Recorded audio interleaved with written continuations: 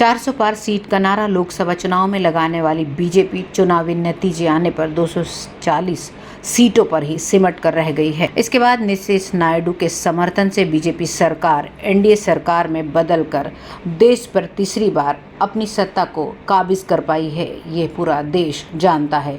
BJP ने लोकसभा चुनाव के दौरान देश में कई राज्यों में नुकसान उठाया, उसमें उत्तर प्रदेश, महाराष्ट्र शामिल है, लेकिन वहीं कई राज्यों में उनके सिर पर जीत का शहरा भी बंधा है, जिसमें से मध्य प्रदेश भी एक ऐसा राज्य है जहां पर 100% सीटें जीती गई हैं। पूरे देश में बीजेपी ने हिंदुत्व, राम मंदिर, विपक्ष, मुसलमान, मछली और मुजरा जैसे शब्दों का उपयोग करके प्रचार किया, जिसमें उन्हें कहीं फायदा तो कहीं नुकसान उठाना पड़ा। हालांकि यह बात भी सच है कि बीजेपी इन पूरे 10 वर्षों में पार्टी तोड़ना, ईडी, सीबीआई का डर दिखाना, भ्रष्टाचार में लिप्त होने के किसी आरोप को नकार नहीं सकी है। साथ ही सत्ता में बनी रही है, बावजूद वह अपनी छवि को लेकर नुकसान उठा रही है। लेकिन सबसे हैरान करने वाली बात यह है कि चुनावी एग्जिट पोल के नतीजे कई राज्यों में गलत साबित हुए। वहीं पर एक मध्य प्रदेश भी ऐसा राज्य था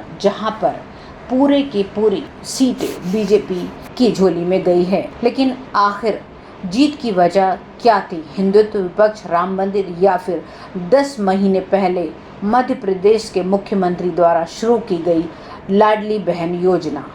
17 सितंबर 2023 को यह योजना शुरू की गई, जिसमें गरीब महिलाओं को 1250 रुपये हर महीने देने का काम शुरू किया गया। जब लोकसभा चुनाव आए तब तक लगभग 8 महीने तक पैसे देने में मध्य प्रदेश की सरकार कामयाब रही थी।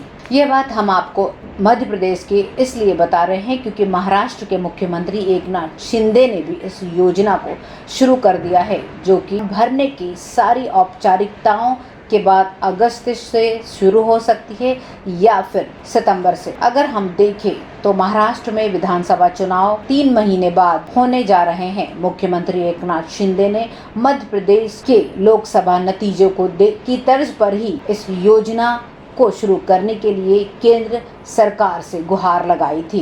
महाराष्ट्र में ये योजना 1500 रुपए महिलाओं को दी जाएंगी। अब विधानसभा चुनाव में देखना यह बेहद ही दिलचस्प होगा कि क्या लाडली बहन योजना का लाभ उठाने वाली माताओं बहनें महायुति को चुनाव जिताने में कामयाब रहेगी। क्या उन 1500 रुपए में महिलाएं पूरे 5 साल को दांव पर लगा देंगी? क्या यह नहीं वह सोचेंगी कि चुनाव के वक्त ही क्यों यह योजना शुरू की गई, या फिर यह योजना से महिलाओं और महाराष्ट्र की पूरी जनता को कोई फर्क नहीं पड़ेगा और लोकसभा की तरह ही विधानसभा के नतीजे देखने को मिलेंगे।